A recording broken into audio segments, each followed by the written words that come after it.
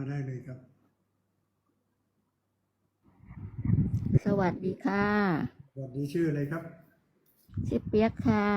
เพียงวันนี้มาดูเรื่องอะไรครับจะถาม